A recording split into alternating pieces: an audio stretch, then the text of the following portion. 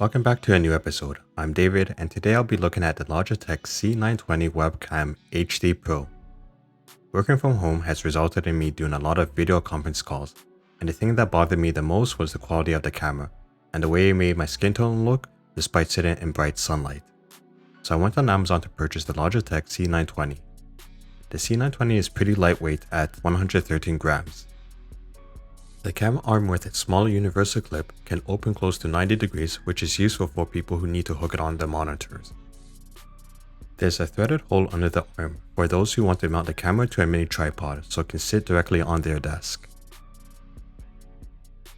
The camera uses USB-A, but MacBooks made after 2016 don't have this type of port, so I'm going to have to use an adapter to connect it.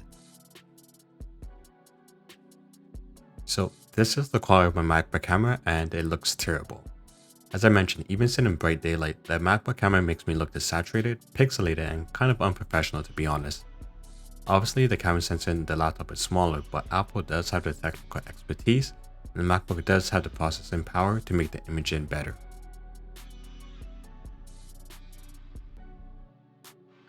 When I plug it in, it won't automatically turn on, which is good to avoid embarrassing situations.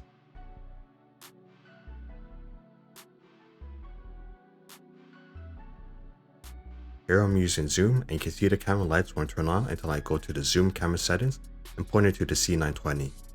Side note, in general, whenever you're not using webcams, it's good cybersecurity practice to keep it unplugged.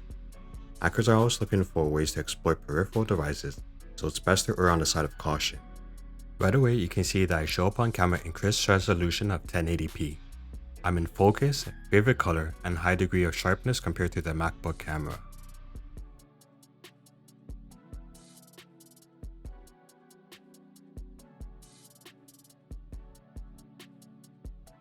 To get the most out of the C920, you're going to have to download the Logitech capture software from the official website. The setup is super easy and takes no time at all. If you're on macOS, you need to give the capture the necessary permissions for it to work.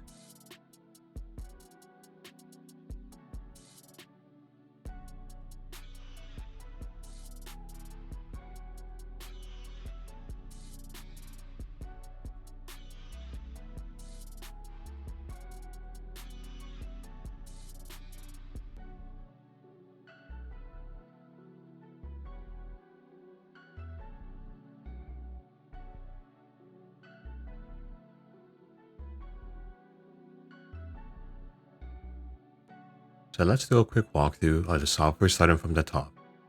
You can adjust the frame rate or exposure levels, but not both, so choose the best one for you.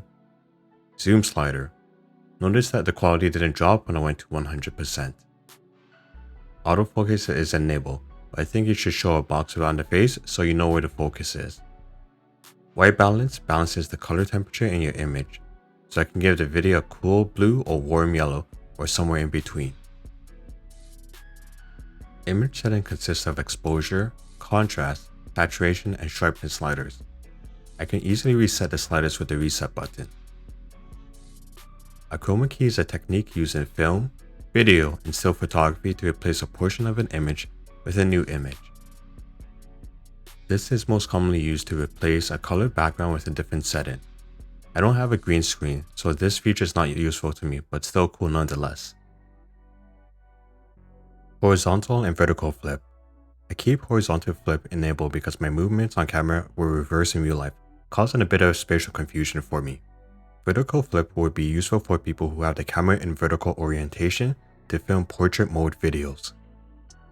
The 6 source button allows you to show two things at once, so a video can be a source, or another camera, or a screen share.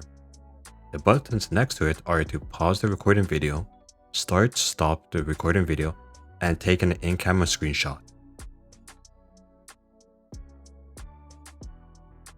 Source 2 tab.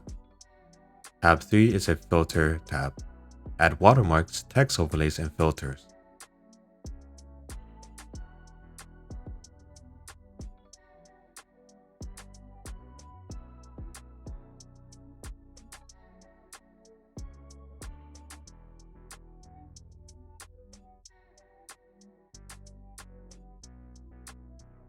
Change the video border color and width.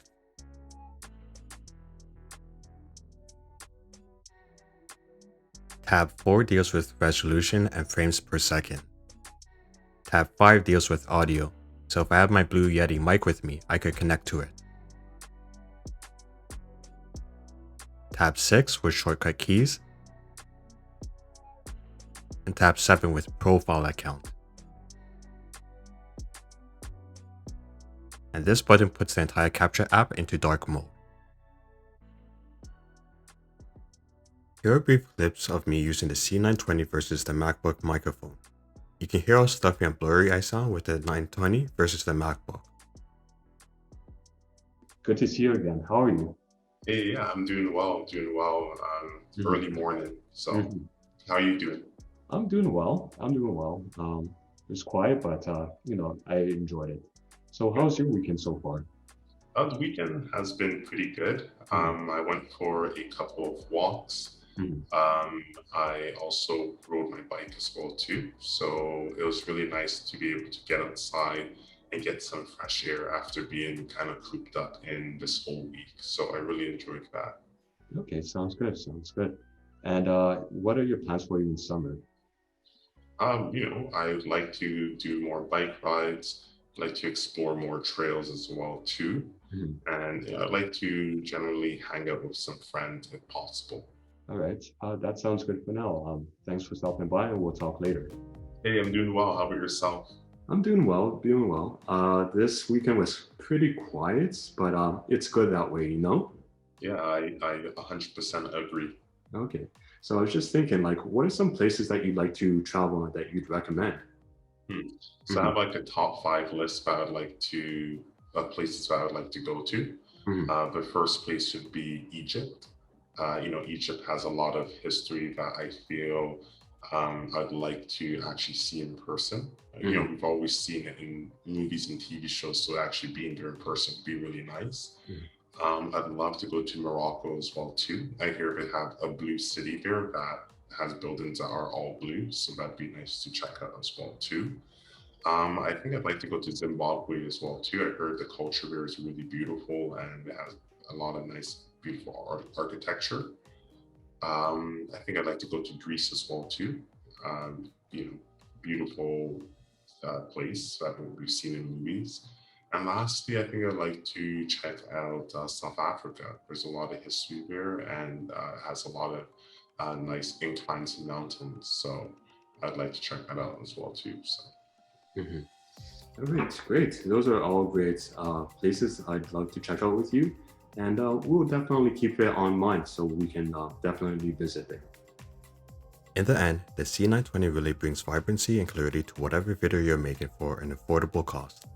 I'm really impressed with the capture software, which makes this camera versatile for live streaming platforms like YouTube, Twitch, and more. You can even film in a 9:16 ratio vertical video, which is Instagram stories dimensions, have multiple sources, and many more customizable features. The mic isn't the best, so I recommend using an external mic. If you have any questions, leave them in the comments below, and I'll see you in the next episode.